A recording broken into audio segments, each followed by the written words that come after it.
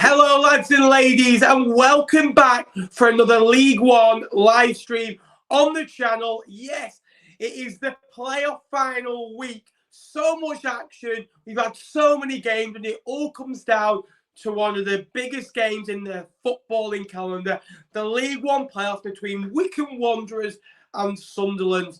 Wycombe have sold over 20,000 tickets. Sunderland sold out the capacity at 44,000, looking to raise that to 53,000 as well. It's going to be an absolute corker inside Wembley come Saturday. We've got loads to talk about on this stream, from that to Mark Kennedy coming in at Lincoln and Scott Brown coming in at Fleetwood. It's a League One rivalry coming in as well. And also talking about Rob Edwards leaving Forest Green Rovers, as well as looking at Johnny Jackson in AFC Wimbledon, the former Charlton boss, and also so much more as well. And again, get your comments in the comments down below. But before we do that, let's get him in. He's the ant to my deck, the fish to my chips, and the Eccles to my cake. How are we, Jake?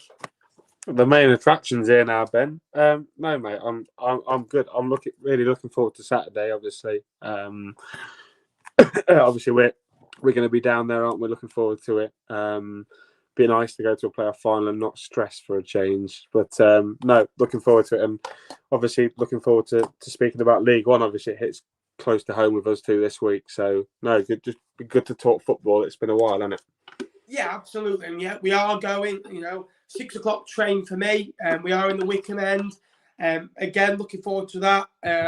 Thanks to Broom for sorting us out on the third tier of Wembley. So I know someone's not looking forward to that. I'm not so bad, but we could have a very petrified Jacob come 5 o'clock on Saturday. Just on it. It's a huge game for both football clubs. Wycombe Wanderers can defy the odds. There's going to be possibly 2.5 times the amount of supporters from Sunderland inside the stadium. But they've proven over the years that it doesn't matter how many supporters you've got. It doesn't matter, what your budget is, how much you spend in a week. It all matters is what's inside there, your heart, and what your abilities and how you set up on the day and how much you work together as a football club. And Wycombe Wanderers, that's why they got to the playoff. Their spirit is there, and they're going to think we're the underdogs, and we can take it right at a really good, resolute Sunderland football club. Yeah, I'm conscious to start talking about attendances, Ben, given the stick we got off Bolton fans a couple of weeks ago about attendances. But no, look, obviously Sunderland have 40,000 there, whatever they're going to be, and trust me, that will be difficult for the Wycombe lot to deal with. I think that Sunderland need to use the crowd to their advantage in a way where they're going to have double the fans. I think that will be quite daunting. They need to get an advantage pretty much sort of first 25 minutes. I think the longer the game is 0-0, I think Wycombe have the advantage. Obviously, we'll discuss this later, but VAR is going on in the final as well. I'm not really too sure what I think about that. But no, really interesting tie. I think probably the two deserved winners over the 4 games, and no, really, really excited to see a Wembley that hasn't got 10,000 people, whatever it had last year. Hopefully, a full Wembley, full of voice, and I will be cacking it and hoping it doesn't go to penalties in extra time, because I will be in deep trouble. Yeah. I agree with it. And you've got to also think now, Sunderland, you can say they've had the advantage in previous years, but when they've been to Wembley for these big days out, Portsmouth took more than Sunderland the first time round. Charlton took a massive amount of supporters. Obviously when they played City, there was a massive amount of supporters. Obviously Tranmere was behind closed doors when they won that game. So let's be honest, they've never really had the supporter advantage. I know they've always been, loud, and you can get on the players back, and they've had the advantage that way. But it is going to be an advantage, and but MK Dons thought it would be a sporting advantage. It didn't work, and everyone tries to get an advantage on Wycombe, and it never seems to work. And really, really excited for the game. VAR for me, I think, should not be in the game. I don't think that you've not used it all season, so why should it come in now? Because let's be honest, the decision that's been made by VAR could have been made in a Sheffield Wednesday game early in the season that gives them 3 extra points Mm. to rally them on for a top 2. So for me, I'd go without. I've always said it shouldn't be in the FA Cup, really, as well, because it's not in all the fixtures. It's not fair on some football clubs. It's got to be in the Premier League. At least you've got it everywhere. And, you know, I think it's improved the game. But how gutted would you be if Sunderland or Wickham score a 94th minute equaliser, limbs absolutely flying everywhere, and, oh no, VAR says no. I can understand it for the Championship playoff final, obviously, because they're going into a league where VAR is used, you know, in every single match day that they're going to be playing in. Whereas it just doesn't sit right with me with League One and League Two. I think part of the reason that we all go to football and love talking about it is because we all like slagging the refs off. I think that, yes, they get stuff wrong all the time, but that doesn't cause a bit of a debate. Do you know what I mean? Sort of down the pub, you're talking about a refereeing decision. Yes, it's frustrating when it goes against your team, but when it goes for your team, you're like, crikey, the refs had a shocker. We got away with one. So, yeah, I don't think it sits well with me. Obviously, the end of the day, then, we just want the team that plays the best on the day will deserve to get promoted, and we just want the best team who plays the better football, who has the better 90 minutes to get promoted. And whether that's hinged on a VAR decision, that doesn't sit right with me. Like you said, if we're talking about maybe teams like MK Dons, who over the season will feel that had a VAR sort of been, you know, kicking about in League One, they might have had an advantage and been able to win the league or get top 2. Or you might look at it the other way and say Gillingham probably could have had a couple of decisions that kept them up, etc., etc. So, look, not really agreeing on VAR at all. No, you would be shaking your head, Ben. But no, I'm just looking forward to hopefully a good game that isn't spoiled by some idiots with several cameras and the referee on the day makes his mind up and gets it right. But that's not how football works in 2022, Ben. No, I agree with you. One thing for me, I think, should be at every game in the footballing pyramid is using the Championship. It's been using the Prem. Get goal line technology at every game in League One and League Two. It works. It's so easy to do, by the way. Referee looks at his watch, over the line, bang. For me, it works. It's never been... Bar that, I think, was it Villa against... Or Sheffield United won against Villa, didn't they? Yeah. And it was the first game back after lockdown, if I remember. It was on and Buzz, it was miles over. And bar that, I don't think it's been wrong from my knowledge. Again, the big story in League One this week was Rob Edwards. Now, Watford have got a history of being a little bit ratty and not the greatest with players or football clubs. Now, basically, Rob Edwards won Forest Green Rovers the league and won promotion. He only did it just in the end, considering. Obviously, they lost, I think, was it Abu Adams, was it? Who's gone on to bigger and better things into the Championship. But for me, the way Watford have dealt with it is wrong. And for me, Forest Green Rovers are a football club. Look at Duff, look at, Bonner. They've had offers. I'm telling you, they must have had offers since being at that football club. But they've stayed and the reputation's gone up since staying. And for me, you're going to go to Watford, you're going to get a payout, but he's going to be sacked within 18 months. That's being nice because they're in the Championship. He's going to win more games, but as soon as he gets them promoted, they haven't won in 3 and they aren't playing good football, he's only going to get the boot. Where at Forest Green Rovers, if he finishes 19th and scores 25 goals all season, he's done a good job because he's kept Forest Green Rovers in League One. For me, I would have stayed at Forest Green Rovers personally. Yeah, look, it's interesting, Ben, because Rob Edwards was given the decision to stay and build his legacy at Forest Green Rovers or make a move that would set him up financially for life. I can understand the reason of wanting to stay at Forest Green, obviously from the Forest Green supporters. I can understand him wanting to stay, done really well over the last year or so at Forest Green. But how many times is Rob Edwards going to be given an opportunity to go and manage Watford, who have just come out of the Premier League? Do you know what, Ben? It's sort of similar, if you think about it, to Cowley moving to Huddersfield. Huddersfield were recently relegated out of the Premier League when he went and took over there. Obviously, Watford have just come down this year. And I didn't begrudge Cowley for going because it's an opportunity where, even if he gets sacked and earns a £5.5 million pay up, that's him and his family set up for life. Yes, it's not likely that he's going to be given a long time, given the fact that Watford are run by Italians, and if you look at Italian football quite closely, they swap managers quite a lot. Yes, I don't like the fact that Watford have done it behind their back, but when football is all about money and success, you sort of expect this sort of thing when they're plucking from the lower league. So, no, look, really, really good move for Rob. I think he'll. The thing is with Watford, it's literally a risk-free gamble because 5 million to them with the parachute payments is nothing, is it? And he could go there and completely stun everybody and go and get Watford promoted. But then there's the flip of that is he's not won his first 5 games. Watford are at the bottom half of the Championship, 10 games in or whatever. He's going to get sacked because that's how they work. So, risky move for Edwards. I'm in the opposite camp to you. I would have gone if I was Rob Edwards, and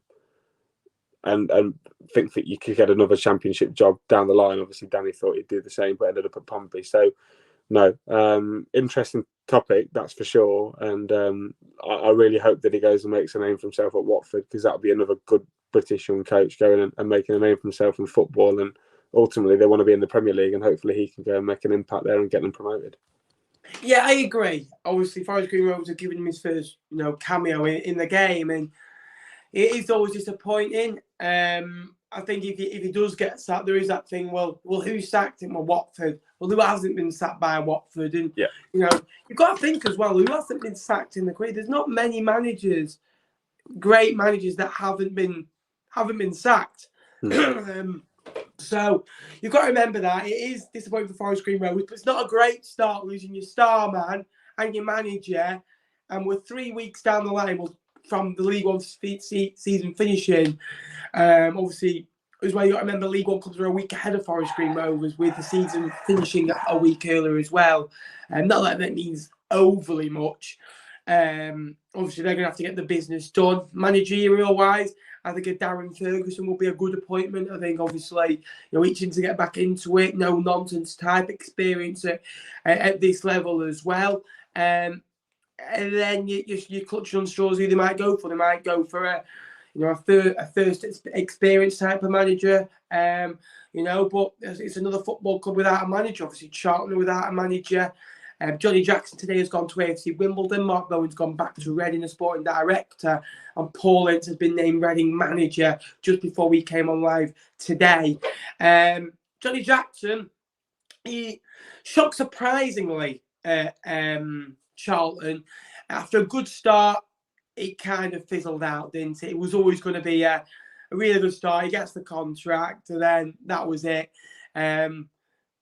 Maybe took the Charlton job a little bit too early, a bit like Lampard did at Chelsea. Maybe he could have done a Wimbledon job, then a Charlton.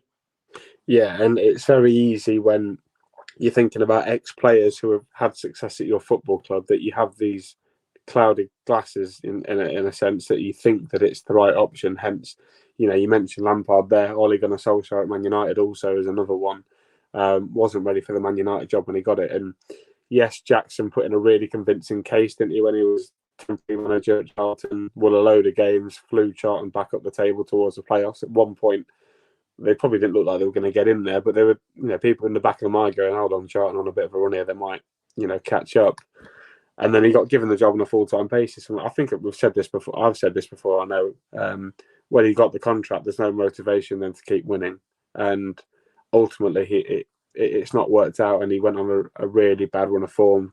They dropped like a stone, didn't they, down the table? And but I think Wimbledon's a good fit for him. I think it's a club that will be expecting to do well in League Two next season. Good fan base, good ownership model behind them, and obviously he wouldn't have had to relocate as well. So, no, I think if Jackson can get Wimbledon promoted and then keep Wimbledon in the division, I think he might have earned a right to have one of these Championship jobs, or a job like Charlton, a job like Charlton if it was to come available again. Who are you looking at to be the next Charlton manager? Because again, there are a lot of names out there. Obviously, Sol Campbell was in the mentioning.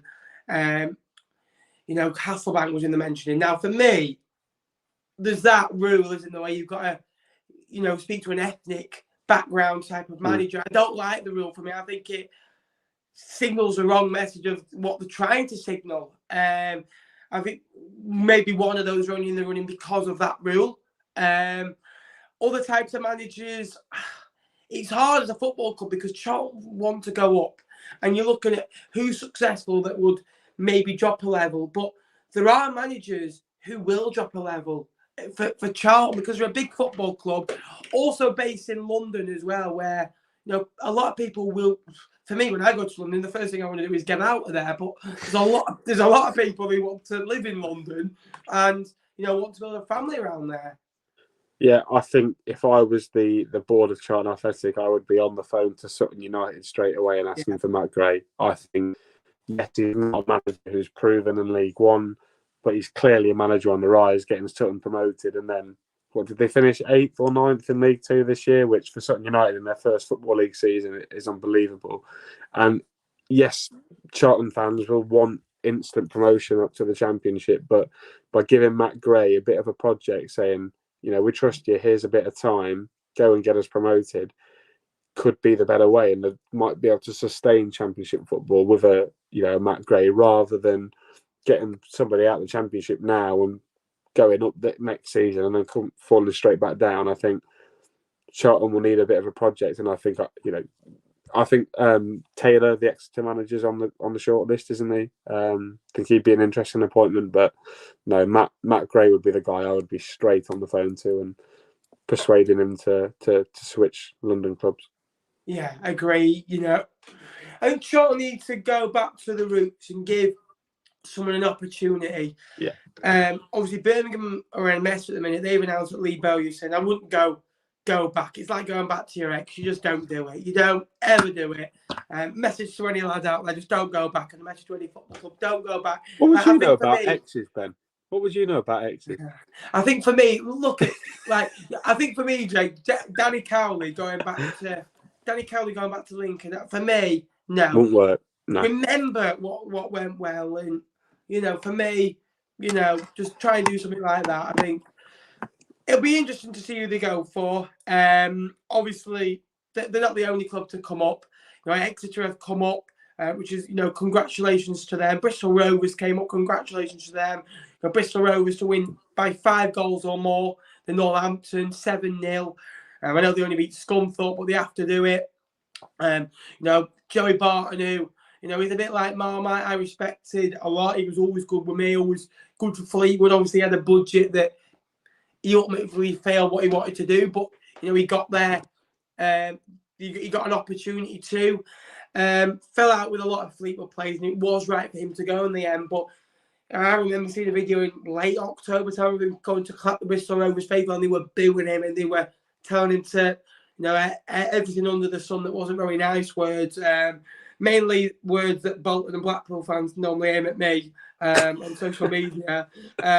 Those type of words in person, and he's turned it around, and now he's a god around those places. And that's what football does too. Yeah, a couple of good results, or an upturn in form, or one goal can change anything, and that's what it's done. And they've won promotion, they deserve it. And I'm looking forward to seeing both football clubs in League One next season, because for Exeter, it's about time they came up. They've been unfortunate in the playoffs. Obviously, they lost to Northampton. They lost to Blackpool. I think they lost in the semi-final as well. Coventry. They lost to Coventry. They've been so unfortunate, and they've got there now. And obviously the playoffs as well. Northampton, obviously trailing as well.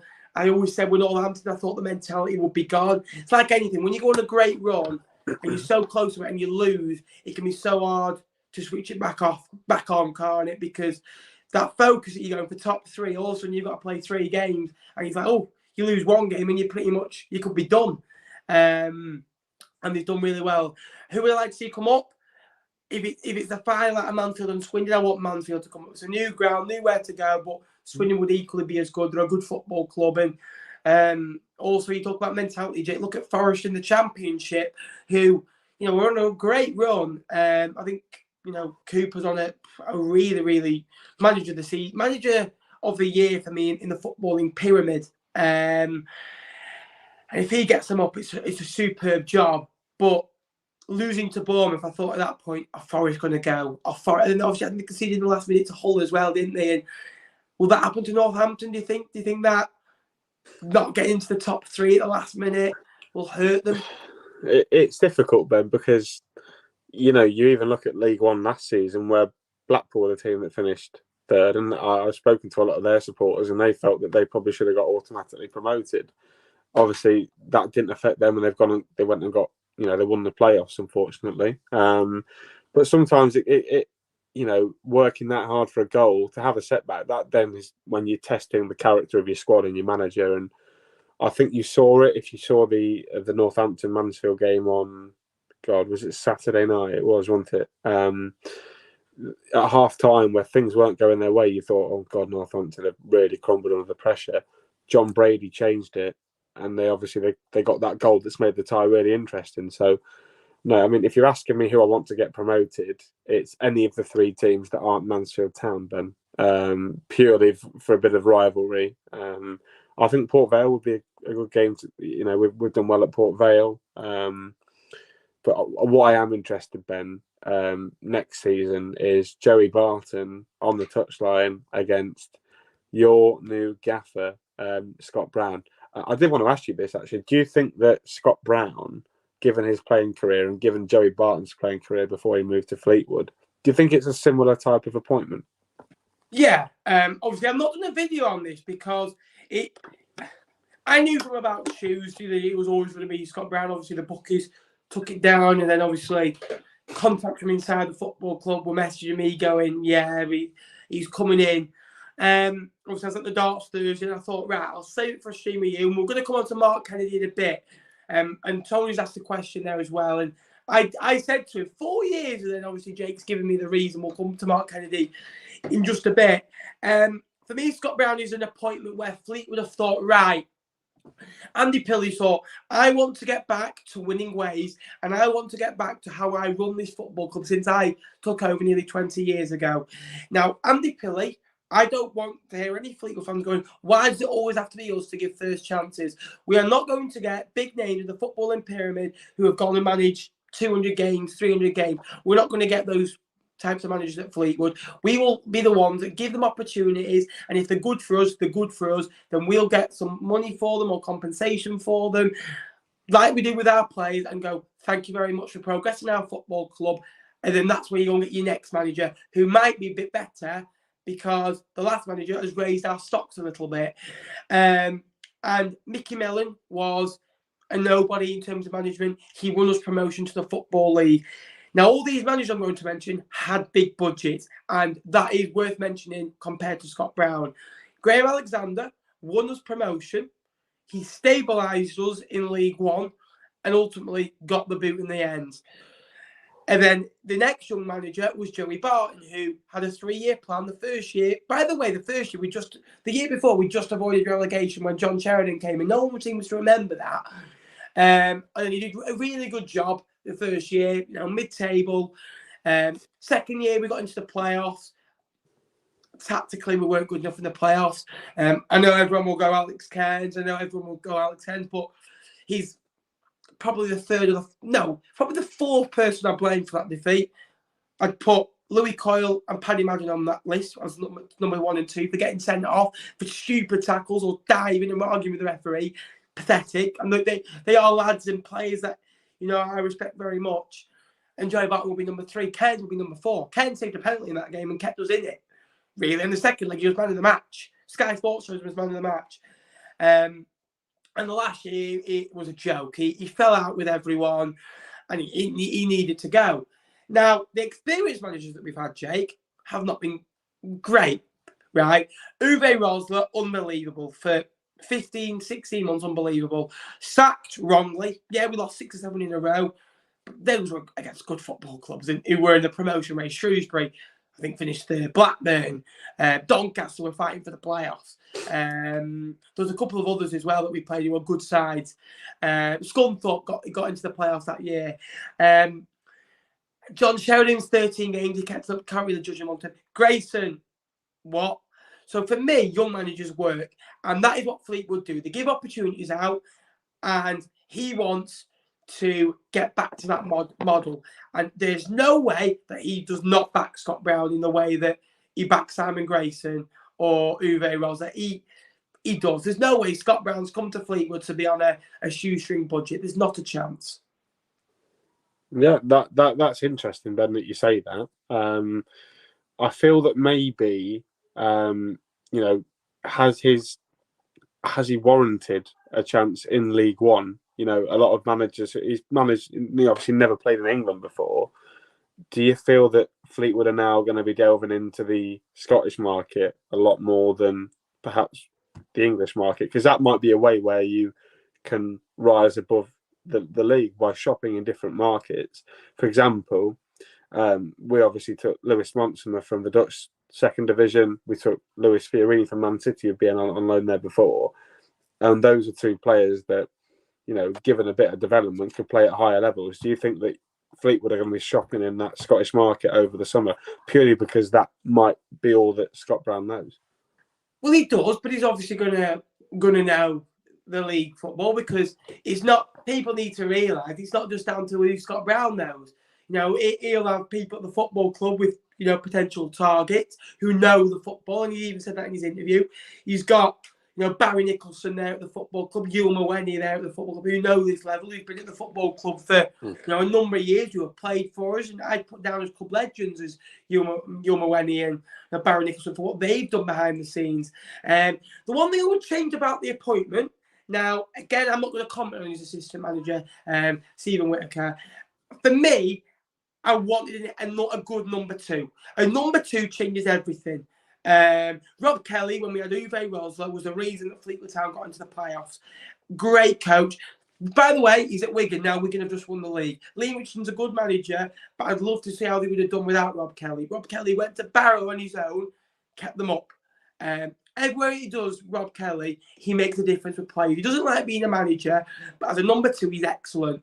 And that's what I think Fleetwood needed. Maybe an English number two for a bit more of a, calming down. Because if Scott Brown loses his first 4 or 5 matches, there could be a bit of pressure. And if there's an experienced number two there, I think it helps things. Look at Burton, for example. Dino at Burton, he's a big difference at Burton under Jimmy Floyd Hasselbank. Going back to the Scottish question, I do think we'll fish in the Scottish pond, but I also think we'll come back to England as well. You've got to remember, Jake, Fleetwood Town gave, I think, 23 different players that represented us, in the start last year. A lot of players played a lot of games under us. Kean Hayes, Barry Bagley, Paddy Lane. And we're going to go to the top end of, the better youth players and go, this is what we have at our football club. We're not just going to develop these players. We're going to develop your players as well, because we want to give players a good opportunity. And they're going to go, Fleetwood have got a reputation for that. And they're going to send our players on loan. A bit like your relationship with Forest. Forest are always going to send their better players your way, because that's all they know, because you've always used them well. And, if you get that relationship, you've got to remember, Jake, Fleetwood Town probably have, outside of the bigger clubs, in terms of Wednesday, Portsmouth, Ipswich, Bolton, Wigan, so many more you can mention. Fleetwood Town have one of the best training grounds in League One. It's an £8 million facility. Yeah, better than ours by the sounds of it. Gym. He's got a gym. He's going to get a dome soon. So he's got a restaurant. He's got meeting rooms, boardrooms. It's got, I think, 6 11-a-side pitches. It's got 5-a-side pitches, AstroTurf pitches. More land to build on as well. It's got a pond, which I hear is full of your tears when Danny Cowley left Lincoln. It's got everything that you can name as well. And it's got a good beer garden as well, which helps. Yeah. I tell you what, Ben, if I was sticking money on you signing a player this summer, I think I would go for that. Was it Robertson that was on at Celtic, that was at Crewe last year? I would stick money on him going to Fleetwood, purely because of the connections that you've got with Scott Brown. Yeah. FTC found 2-year deal. Yeah, I've heard different things. I've heard 12-month rolling. I had 2 years of it. I reckon 2 years are good. We gave Barton 3 years, which was interesting. But Fleetwood Town were a different football club back then, Jake. Now I'll come to Mark Kennedy. Mark Kennedy is a different type of manager to Scott Brown. Obviously, the former Macclesfield boss was their manager when the club ceased to exist. Hopefully that won't happen with Lincoln. Like, just praying he doesn't have a curse and everywhere he goes shuts down after 6 months. What do you think? Because I reckon it's a decent appointment, 42, been out of the game a couple of years. I reckon he's a good manager, but 4-year deal, I was asking questions. But it's interesting. Yeah, no, look, I give when Mark Kennedy sprung to the top of the favourites list in the bookies odds, I think a lot of Lincoln fans were looking at the other people that were rumoured. So you had Michael Carrick at the time, you had obviously Stephen Bradley, you had other managers that were up there that have been more experienced. And then obviously you got sorry, Ben, bear with me. It got announced just under a week ago, Thursday, I think it was. And the club straight away put out an interview, which I really liked. So basically, Kennedy said that he went in at Macclesfield into a first-team job. He went into Ipswich in his first-team job. Didn't particularly think it was the right time for him. Stood away from the first-team game.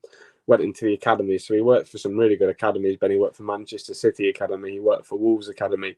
So when Rob Edwards was leaving Wolves under-23s to go and take the Forest Green Rovers job, who was next in line for the Wolves under-23 job? Mark Kennedy was. And I like the fact that he had a go at management. Look, Macclesfield, I think you're tough to judge him on Macclesfield. 12 games in a team that had financial issues that you've seen the fall of the Mac, that there were deeper issues at the football club than Mark Kennedy. And I like that he's from a coaching background. Obviously, he's a head coach. I think it will work well with Jez George, who's director of football.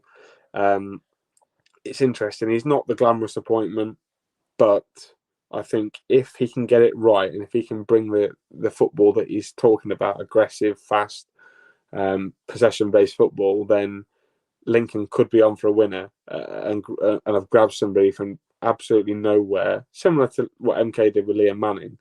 And hence, which is why I think you might ask me in a minute about the contract length. Kennedy signed a 4-year deal at Lincoln. I think it's to protect the club. I know it's a risk in case we sack him in a year's time, whatever, in terms of a payout. But I think the club think they've got something that could progress them quite a lot and make the club a lot of money. They think they've got an asset. So I think that if he does well in year 1, year 2, gets us back up towards the playoffs or back up, towards competing for a place in the championship again next season or the year after, the club will want to protect themselves. And I'm absolutely fine for that. So interesting to see what he can do. Got some great contacts, a great coach. But no, really excited and hopefully he can have his vibe, sort of vibe in towards, the top end of League One. We shall see. He could be sacked in 5 months. So it's interesting, Ben. I think it's a good appointment, but every supporter says that about a manager that comes into their football club. So we'll have to wait and see. I won't say I knew a whole lot about him before he came in, but excited is a word. He speaks very well, and he speaks like he knows the game. So fingers crossed.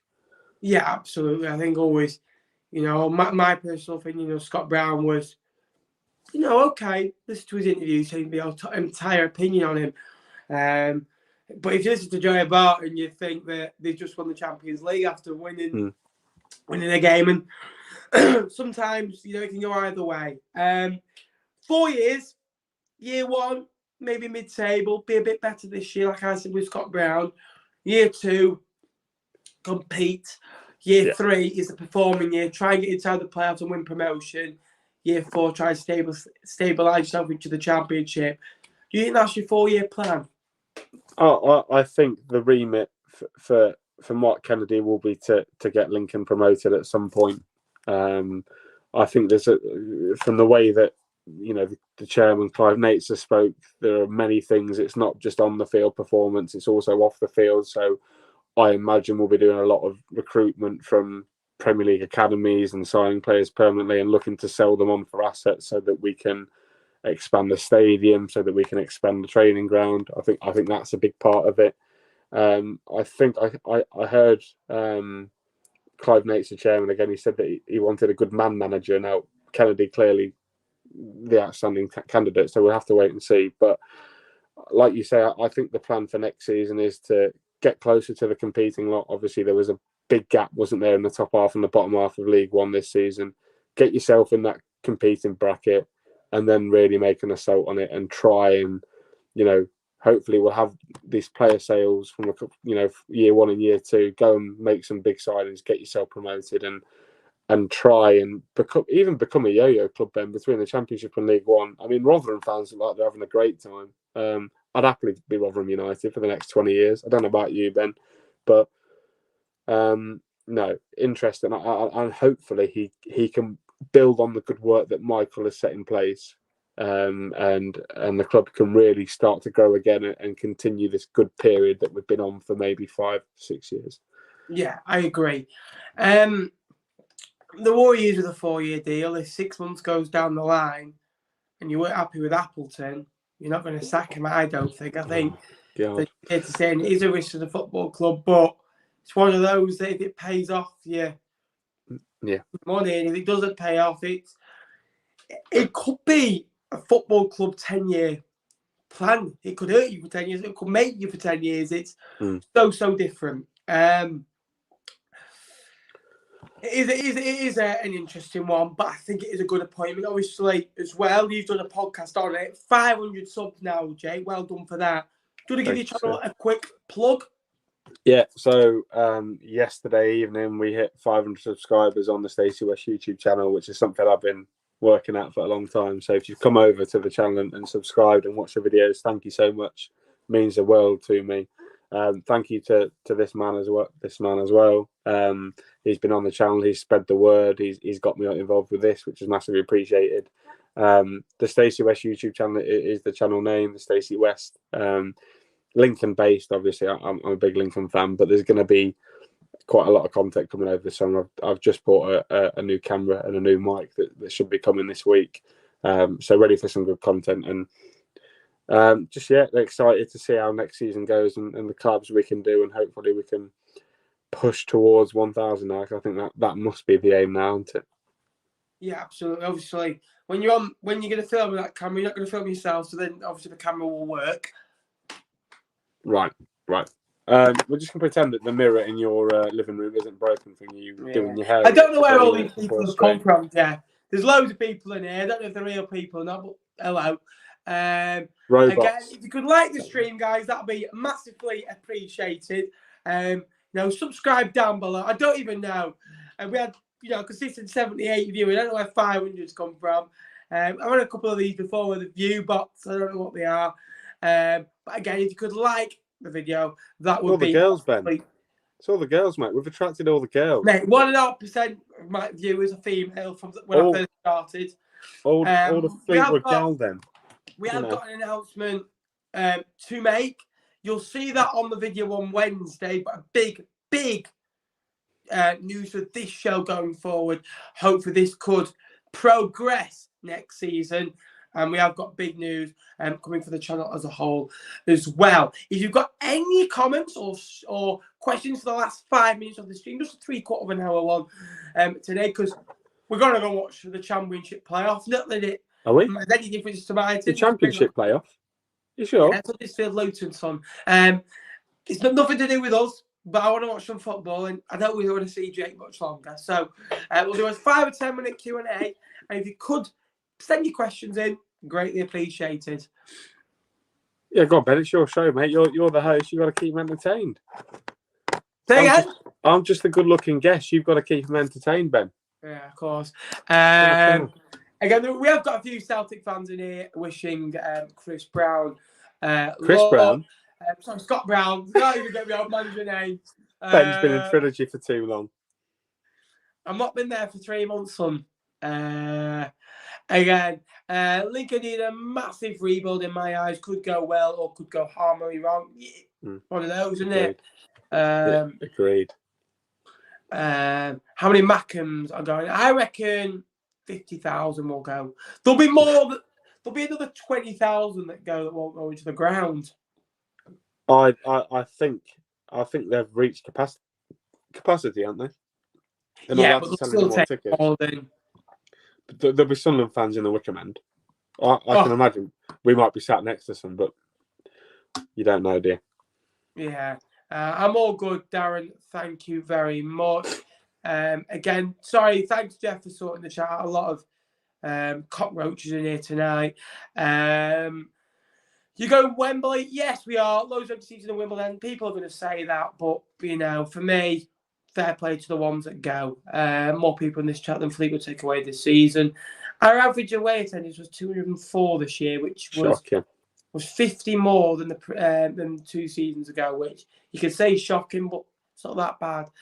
I think ours was 900 nearly, wasn't it? I think we were like 10th or 11th or something in terms of taking fans away, which for Lincoln's not too bad.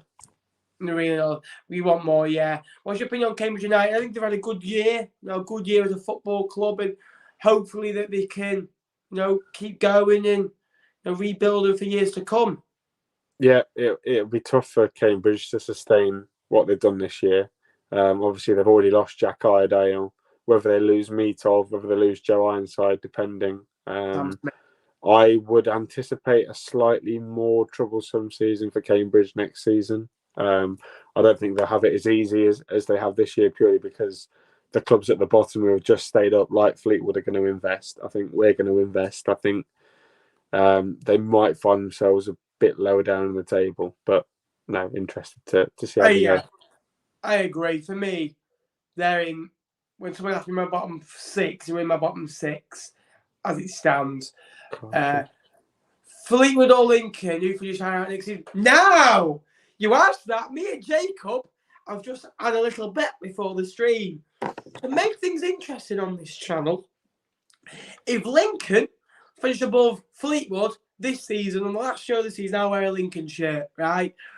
And if Fleetwood finished higher than Lincoln, unlikely though, he has to wear a Fleetwood shirt. Obviously, when he sends me one of his Lincoln shirts, he'll have to put it in wash first a couple of times, and then all the antibacteria on it. But after that, I'll put it on and immediately go and put it in the skip after, and you can actually wear some good, cover for once. Right, I think that's slanderous. I mean, I might as well just, when they announce the new kit for next season, I might as well just order you one, Ben, at the start. There's no need to make bets. If you can't reach 40 points again, then you'll be in bother. Oh, mate, 40 points, Fleetwood Town. Wonderful Wesley, yeah. Wasteful Wesley, as Tony calls him. It's a good deal for Ipswich and a good deal for Wes. He had a good season last year. Will he be able to do that again? Let's see. Where you Scott Twine will be at the beginning of next season? Good question. I think one of the teams that have missed out on promotion this time. So maybe you're looking at Middlesbrough, maybe Sheffield United, maybe someone in the southwest. Maybe you're looking at maybe a Cardiff, or depending on who wants to Norwich, invest. Maybe a Swansea. It'd be interesting. Yeah, very much so. Darling, though, on Twitter says to MK Dons fans, see you next season. So I think, Ben, Morgan Rogers said to us after the playoff final, see you soon, and winked. Was he ever going to come back? No. It's like you got me hopes up, Morgan. Well, they might come back this year if we have any luck. Let's see. Didn't get in at Bournemouth, which was a shame for him. Yeah. Sargent and Madden in League 2 is Stockport next season. I also think Callum Camps will join them. Who wins the playoffs? This playoff, the one that we're going to on Saturday? Sunderland, just. Disagree. Wickham. I don't know. Just something's telling me Sunderland's near. I just like winding the Sunderland fans up. So Wickham. They are the thoughts of Jake Tong of the CC West podcast, not those of Todd Vlogs. Who's the early relegation candidates?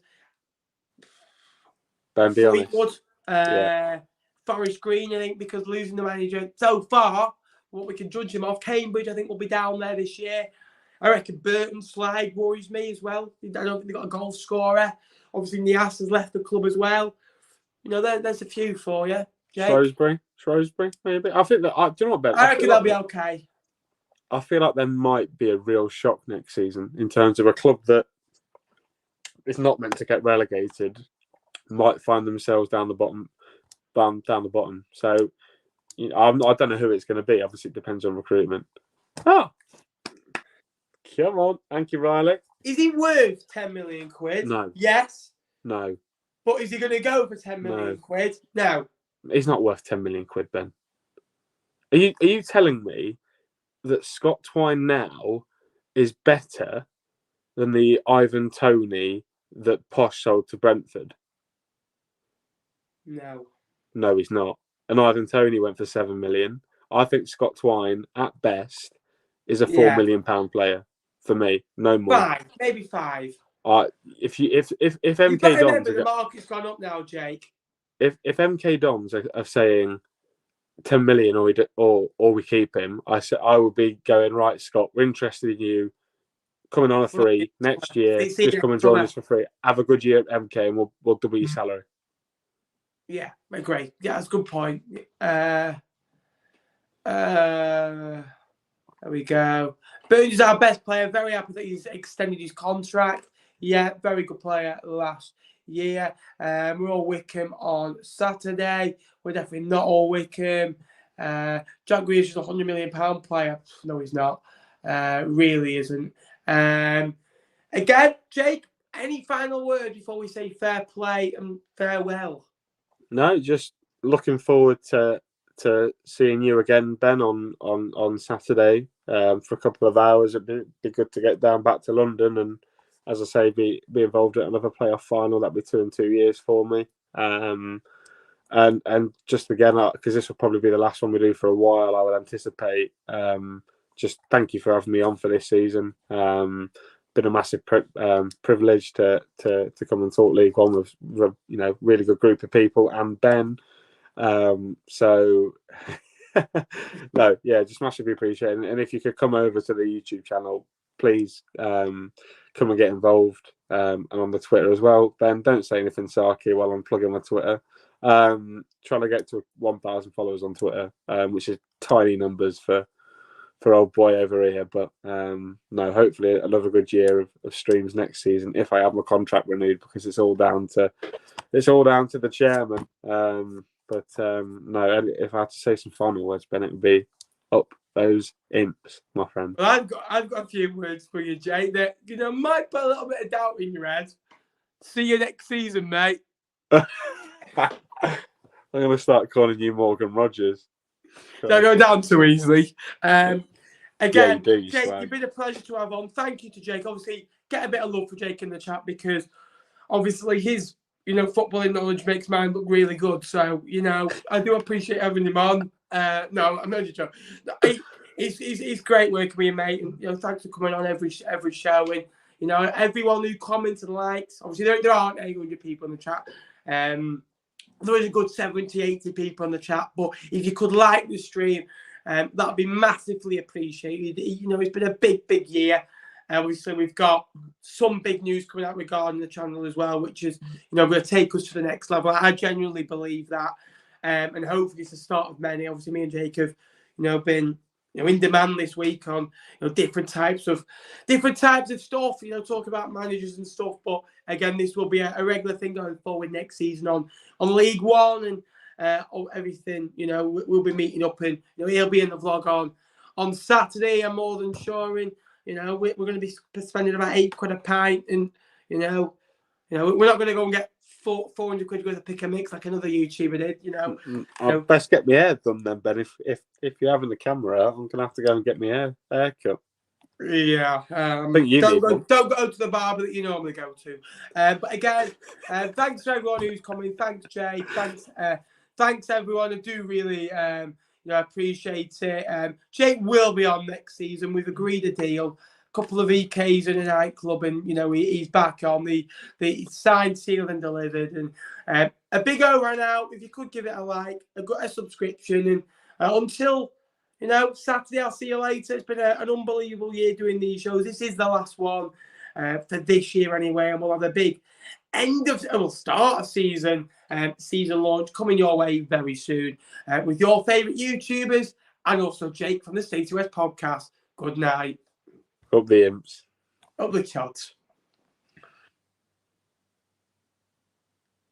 Subscribe to the Stacey West.